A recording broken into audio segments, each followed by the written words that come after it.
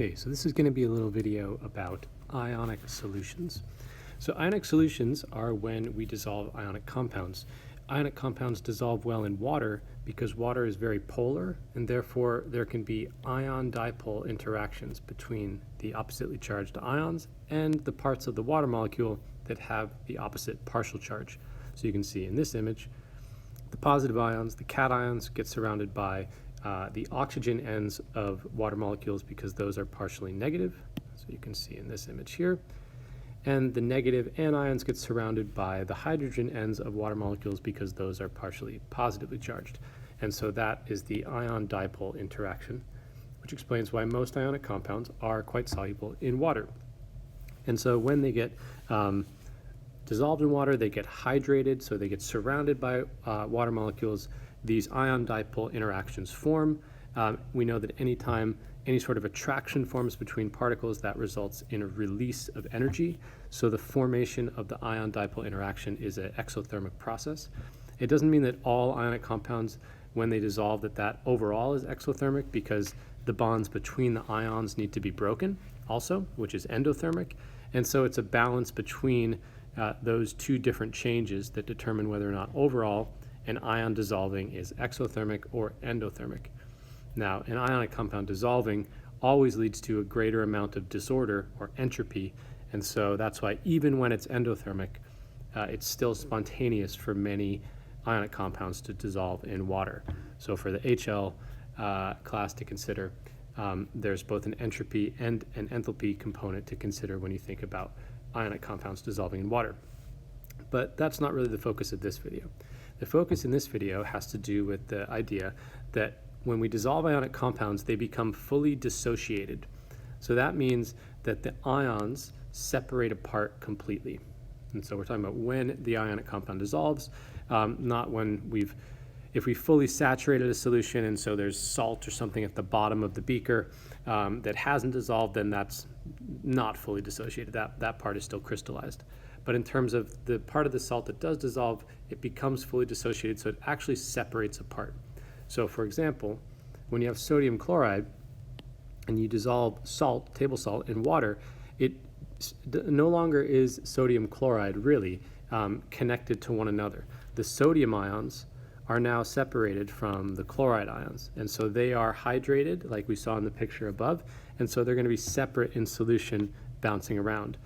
However, in chemical equations, usually ionic compounds are still going to be written as one combined formula. So like NaCl aqueous, MgCl2 aqueous, FeNO3 aqueous. But what you need to realize when you see that, if you recognize that you're dealing with an ionic compound, and again, how would you do that? You'd see that you're dealing with metal, non-metal. So you're dealing with something from the left of the periodic table, something from the right of the periodic table, or you'd recognize a polyatomic ion like NO3 nitrate. Then you've got a pretty good idea you're dealing with an ionic compound. And that means that even though it writes the equation together, like NaCl right next to each other, you need to interpret that as actually those ions are separated. So the Na pluses are separate from the Cl minuses, the Mg2 pluses are separate from two Cl minuses, and the Fe in this case I can figure out must be 3 plus because it's being balanced by 3 nitrates. And so when it separates, I actually get 4 ions. I get one Fe3 plus ion, and I get 3 separate NO3 minus nitrate ions. So that's what it means to fully dissociate. And really, the most important, I would say, application of this is just understanding that idea, that when you see it written together, it's actually separated. This has an important effect on the properties of ionic solutions, which is that they are electrolytes. They conduct electricity because they contain free-moving ions. But really what I want to focus in on here is how this is going to affect how we write chemical equations. If I can skip down a few pages.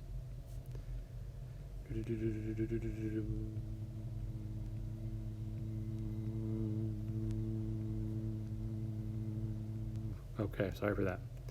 Okay, so this brings us to a concept called an ionic equation, or a net ionic equation. which is that sometimes we can write equations and then we can remove things from the equations that aren't actually doing anything in the chemical reaction. They aren't actually undergoing any change. And it just has to do with this, how we draw or how we write out ionic compounds when they're aqueous versus what they actually are doing in the solution where they're fully dissociated and separated.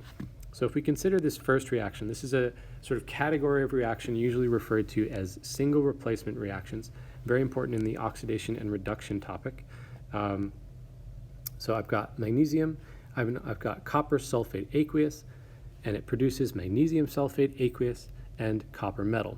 So if we take a piece of magnesium metal and we stick it into a solution of copper sulfate, when we're done, we should have a solution of magnesium sulfate and copper metal. And you can see this happening. It's pretty fast. You see it in real time. So you would see the magnesium sort of corroding, falling apart, and you would actually see some brownish solid beginning to form. And that's the copper metal that's beginning to form. Okay, but if we try to draw this picture about what's actually taking place, then if we make a nice simple cartoon drawing, so here's the magnesium piece, and the magnesium is made out of little Mg atoms. Those are my enormous Mg atoms, the way I've drawn it. Okay, so those are Mg. And now in the solution, we'll use blue because copper 2 is blue. I've got these copper 2 plus ions, and I've also got, let's use a different color, I've also got sulfate ions. And so here's where this idea of dissociation comes in. Now those are separated. I've kind of drawn them next to each other, but those are separate particles now. The copper 2 plus and the sulfate are no longer connected together. They have water molecules in between them, so they're floating around in the solution. Okay, it would have been better if I drew them smaller, but we're going to roll with it. Okay, now if I keep going, and then I think about what happens in this reaction. Afterwards, we said we had copper metal. So on that piece of magnesium, we would expect now, along the surface, that the color would have changed and we'd have little copper atoms.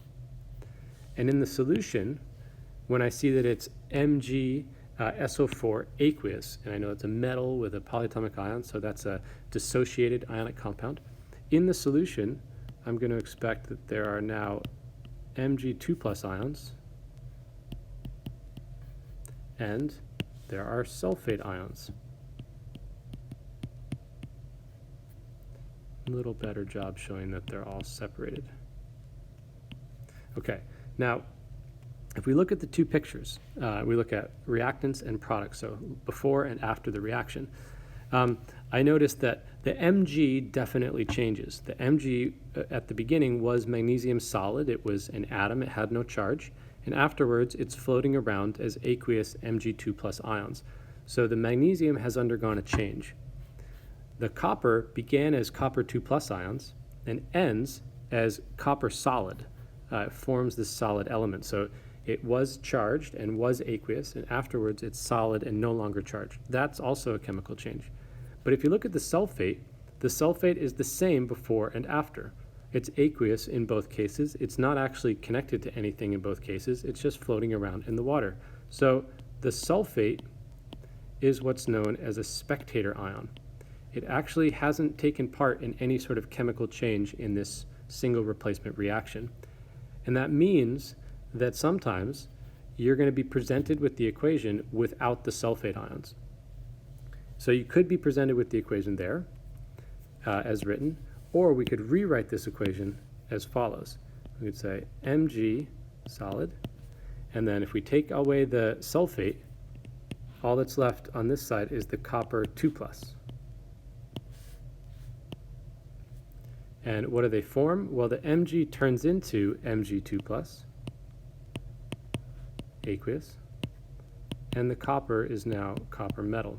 And this in black would be the ionic equation. It shows the ions that are actually reacting, and we've taken out the spectator ions.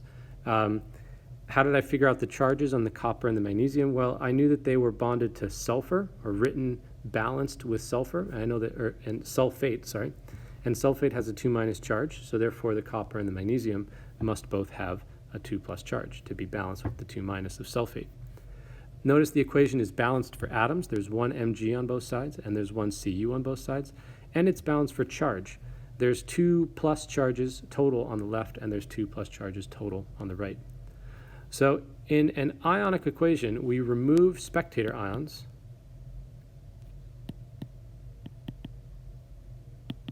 and we show charges,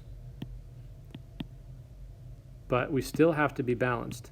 We have to be balanced for atoms or elements and charge on both sides of the equation.